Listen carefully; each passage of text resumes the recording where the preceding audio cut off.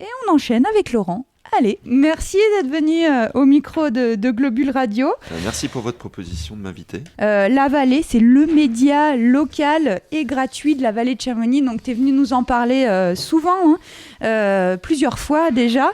Mais c'est vrai qu'on attend tous les habitants de la vallée de Chamonix, on attend tous sa sortie avec impatience tous les ans parce que c'est vraiment un magazine avec du contenu. C'est un gratuit, mais il y a vraiment un contenu qui est toujours passionnant. Et donc initialement, toi, ton projet, c'était de proposer un magazine inspirant, positif et solidaire.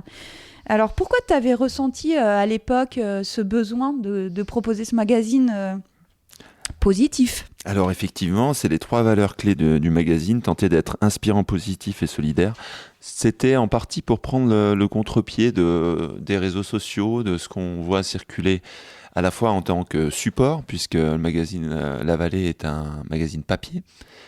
Donc c'est pour inciter les gens à lire encore du papier, et sur des sujets qui se veulent plutôt positifs, effectivement sur pas mal de médias numériques. On a des polémiques, on a du négatif, on a du trash, on a des choses comme ça, et on sentait qu'on avait besoin, parce que finalement c'est ce qui anime les gens, et Benjamin vient de bien l'expliquer, je trouve, dans son explication. Localement, on a une grande richesse, et donc l'idée du magazine, c'était de rassembler toute cette richesse et de rassembler tout ce qui se fait de bien sur le territoire, et peu importe que ça soit porté par des associations comme on l'a vu avec la MJC, par les collectivités, par des entreprises, par des actions citoyennes, voilà, de rassembler tout ça à travers ce média print gratuit qui sort 2 fois par an maintenant. En été, enfin juste avant l'été et juste avant l'hiver, c'est ça ? Voilà, c'est ça. On a commencé déjà il y a 3 ans. On est très fiers de pouvoir sortir le 10e numéro déjà du magazine. On a commencé période Covid, donc on arrivait à sortir 4 numéros par an. Là, depuis 2 ans maintenant, on sort 2 numéros par an, ce qui nous laisse le temps de travailler sur quelque chose de qualité. Et donc, on a un numéro d'hiver et un numéro d'été. Là, on est en train de finaliser le numéro pour cet hiver qui sortira mi-décembre. Et puis, à partir de fin juin, on a le numéro d'été qui sort à chaque fois. Donc maintenant, c'est un rendez-vous qui est plutôt attendu par notre lectorat. Bien sûr, tous les chamoniards l'attendent avec impatience. Voilà, ouais. On est assez content de cet ovni un petit peu qui vient se situer dans toute l'offre médiatique dont Globule Radio fait partie. Et voilà, il a trouvé sa place en petit média print gratuit, avec quand même beaucoup de contenu. Beaucoup de contenu, je le confirme, oui. Tout à fait. Et voilà, on est très content du retour qu'on a de tous les lecteurs. Vraiment, les gens se l'arrachent dès sa distribution, et on nous dit que pour un petit magazine gratuit, c'est plutôt bien. On voulait mettre justement cette information et ces différents sujets gratuitement à disposition des gens. Et pour l'instant, le pari est réussi, donc ça nous oblige toujours à continuer dans cette quête un peu d'excellence, à la fois sur le fond et puis également sur la forme du magazine. Oui, parce qu'il y a toujours une recherche aussi sur les couvertures qui sont jamais faciles. C'est artistiquement et graphiquement toujours super intéressant. Donc, alors, je ne vais pas demander que tu nous dévoiles cette une de couverture du numéro de cet hiver. En revanche, est-ce que tu peux nous faire un petit teasing sur ce qu'on va trouver dans le numéro 10 ? C'est le numéro 10, c'est ça ? C'est ça, déjà. Alors oui. Tu peux nous le dire ou... Alors oui, je peux vous le dire. La couverture, j'aurais pas pu faire le teasing. Le teasing et le plaisir de vous la montrer, parce qu'elle est encore en cours de finalisation, et on la doit depuis pas mal de numéros maintenant grâce au talent d'Aline Angèle Paris, qui est l'infographiste qui travaille sur la mise en page du magazine et qui travaille pour l'agence de communication Cybergraphe, qui est partenaire depuis le début du magazine. Et Aline a des idées incroyables à proposer pour ses couvertures, et à chaque fois, effectivement, elles font leur effet, et elles permettent aussi cette accroche visuelle. Là, on va retrouver le magazine à droite à gauche, et plus la signature du magazine, le logo, etc., qui fait qu'on va reconnaître et on va vite mettre un magazine sous le manteau. Donc, au sommaire de ce 10e numéro, on a pas mal de sujets intéressants, encore une fois.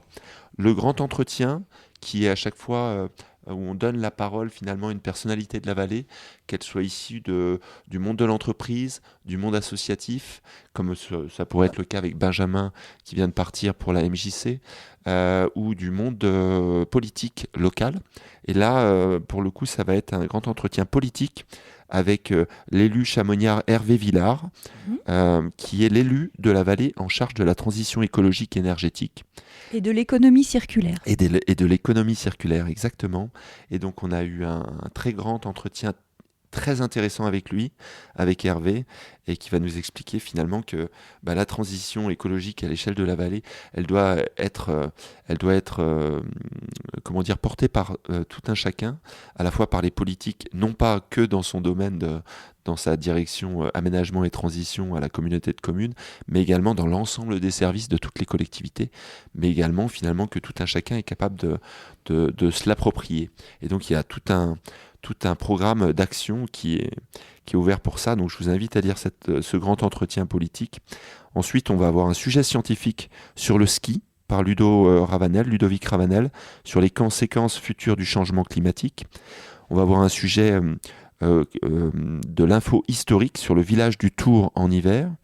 L'association à la une est cette fois-ci sur la petite université, qui est un organisme maintenant mondialement, territorialement connu. Effectivement, et qui propose une kyrielle de formations et de cours pour cultiver son temps libre. Et voilà, on les met un peu en avant.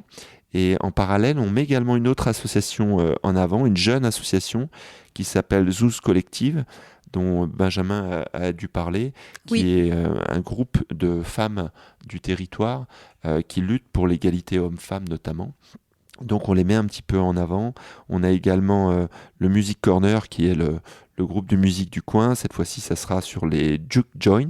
Ouais. On a également on les aime bien, nous, sur voilà. Globule. Et on les entend beaucoup en concert dans les différents établissements et les bars de la vallée.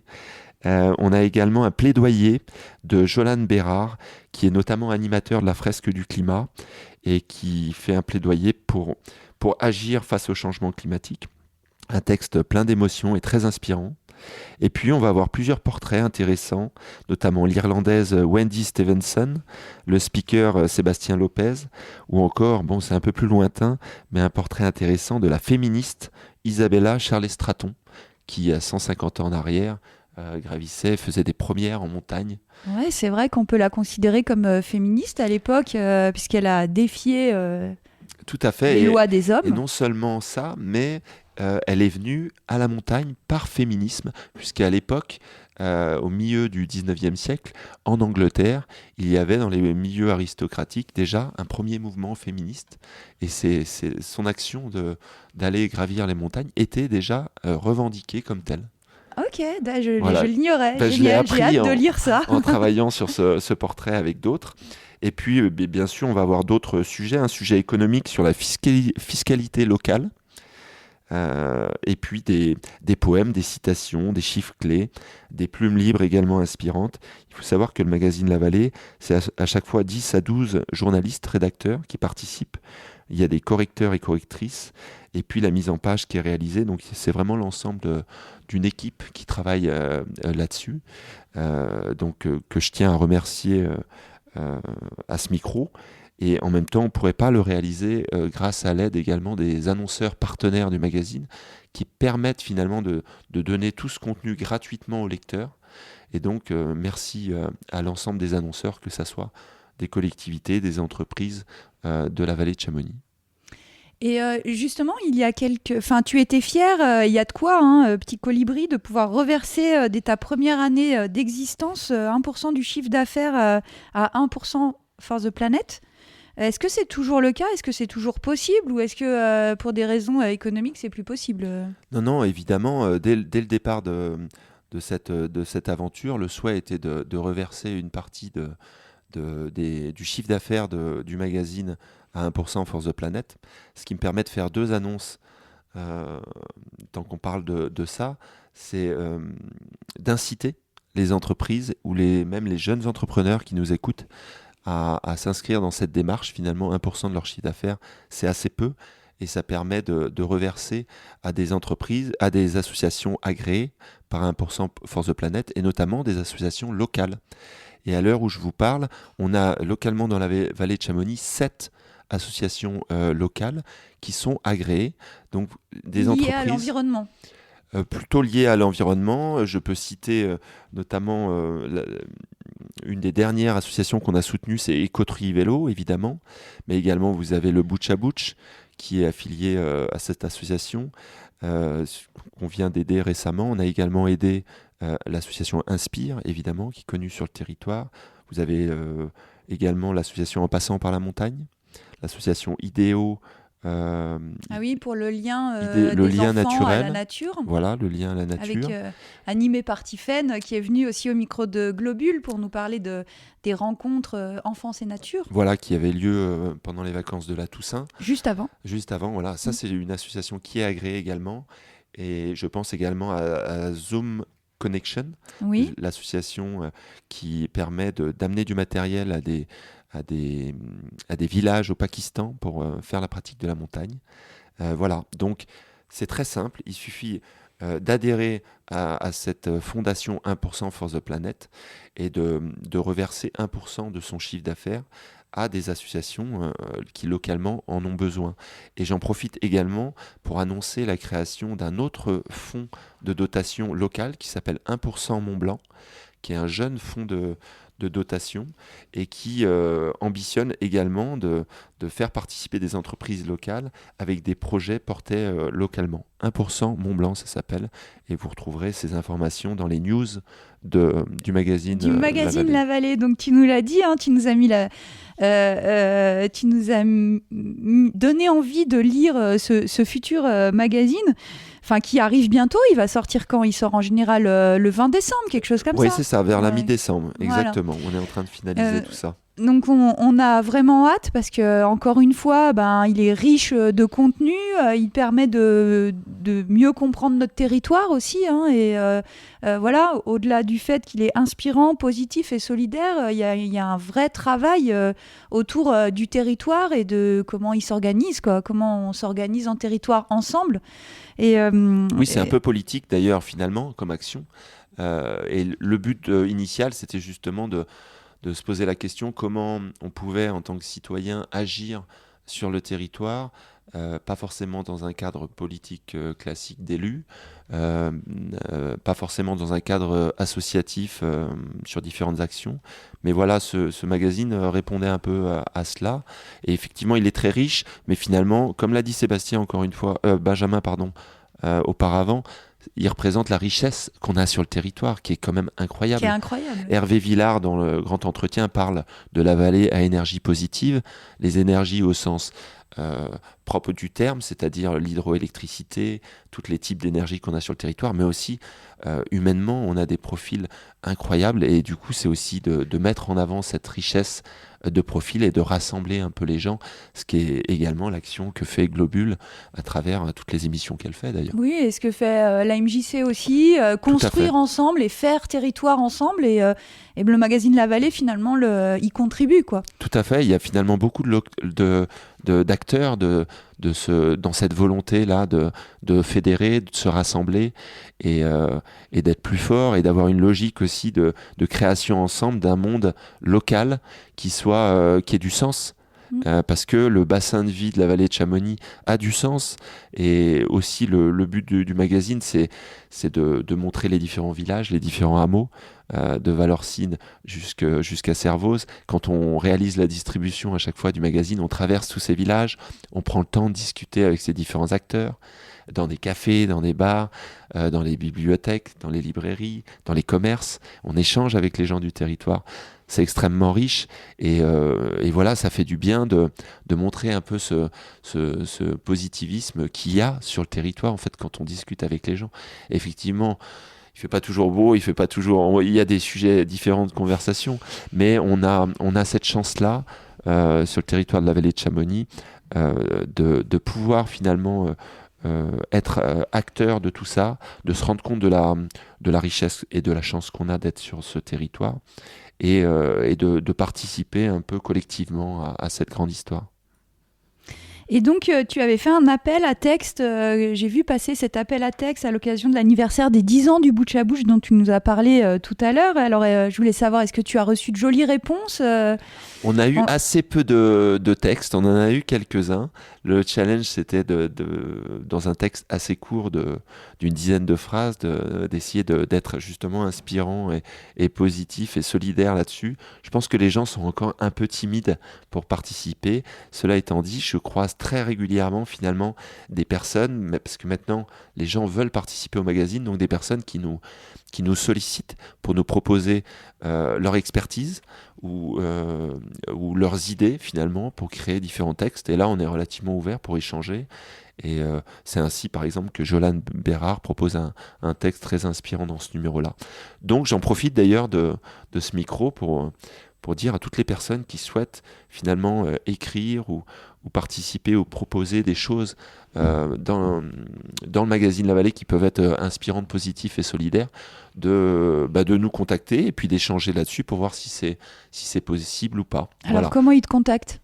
Alors, pour nous contacter, il suffit simplement de nous envoyer un mail. On est un magazine papier, mais on a quand même une adresse mail à info@alpinemedia.com.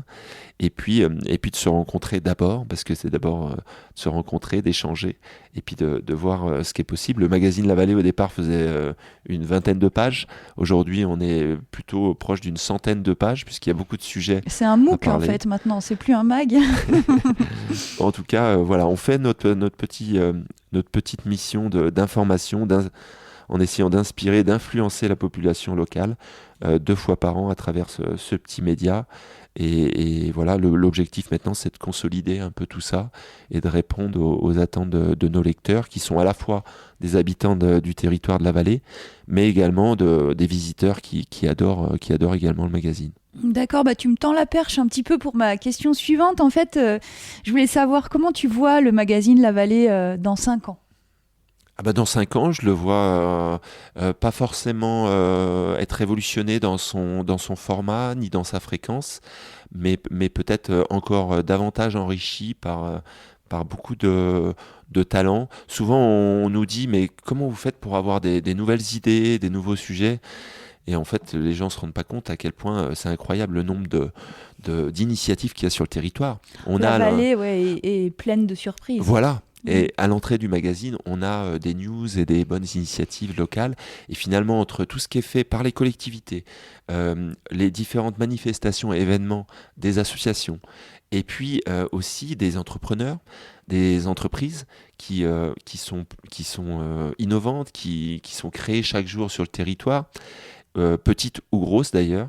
Moi, je viens plutôt du monde de l'entreprise au départ, et c'est aussi ça, de montrer que derrière les entreprises et les sociétés, il y a des humains qui habitent le territoire, qui ont une volonté. On parle beaucoup en ce moment des programmes de RSE, responsabilité sociale et environnementale des entreprises, qui vraiment maintenant prennent ces sujets à bras-le-corps, et des entreprises de la vallée qui sont de différentes tailles, mais notamment des grosses entreprises, ont vraiment pour souhait de faire sens en fait dans leur entreprise, dans le bien-être de leurs salariés, et de faire sens sur le territoire.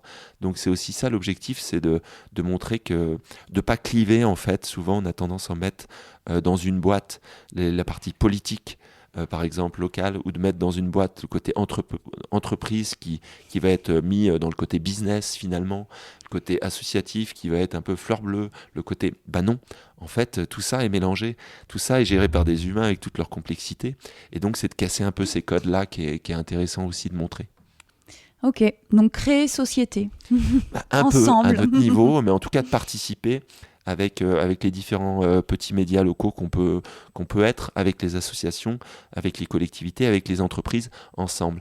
Et les entreprises qui soutiennent les différentes actions associatives ou les différents organismes, ça leur parle ce message-là, et donc elles sont prêtes à s'engager pour des actions comme ça.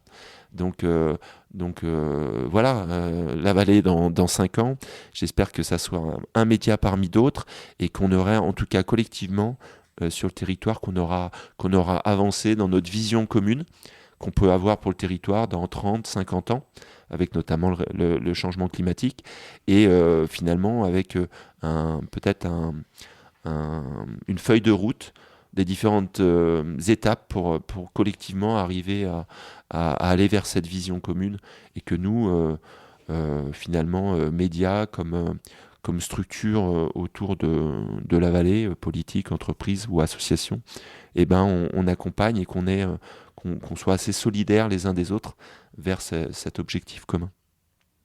Donc tu réponds aussi à cette question, j'allais te demander, ton petit rêve à toi ou ton grand rêve à toi pour le territoire, un horizon, on va dire 10 ou 15 ans. Finalement, c'est aussi c'est ce que tu viens de nous parler, de ensemble, collectivement. Voilà, moi mon rêve, c'est qu'on arrive à se fixer un cap, une vision, mais même je dirais, j'irais plus loin, ouais, plutôt à 20, 30 ans, 50 ans, pas atteignable en l'état, mais qu'on ait un espèce de cap commun qui soit compris et acceptable par tous sur le territoire. Et c'est ce qui est en train d'ailleurs un peu de naître, hein. On sent qu'il commence à y avoir cette volonté politique-là. Il commence à y avoir finalement un croisement un peu des énergies, comme je disais, entre les entreprises, les associations et les citoyens vers cet objectif-là. Et qu'ensuite, on ait une feuille de route. Par exemple, ici sur le territoire, à 95%, et j'en fais partie, on vit du tourisme, donc c'est une bonne chose, ou pas, en tout cas c'est une réalité aujourd'hui. Quelle va être cette évolution dans 20 ans, dans 30 ans, dans 40 ans?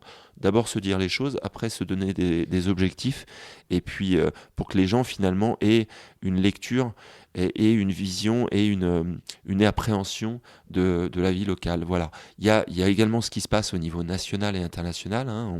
On suit l'actualité évidemment, on n'est pas dans une vallée fermée, on est ouvert à ce qui se passe sur le territoire. Mais je crois beaucoup à notre potentiel, nous, d'action locale.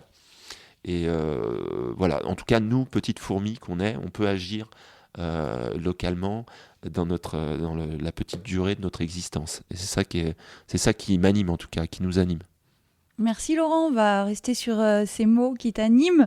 Merci d'être venu au micro de Globule Radio. Merci pour l'invitation. Ça nous fait plaisir. On a hâte de retrouver le magazine La Vallée dans toutes les boutiques de la Vallée de Chamonix, les boutiques, les médiathèques, partout. Exactement, un peu partout. Partout. On a 250 points de distribution de Servoz à Valorcine, les boulangeries, les cafés, les commerces évidemment, tous les lieux publics, les médiathèques, les librairies. Par contre, traînez pas parce que généralement ça s'arrache assez vite. C'est ce que j'allais vous dire. Alors, c'est facile de le trouver, mais il faut se dépêcher quand il est distribué. Donc voilà, autour du 15-20 décembre, retrouvez le magazine La Vallée, ce 10e numéro. Et tout de suite, avant de retrouver l'agenda, on va marquer une pause en musique. Jean-Claude, on y va avec Porridge Radio, The Rip.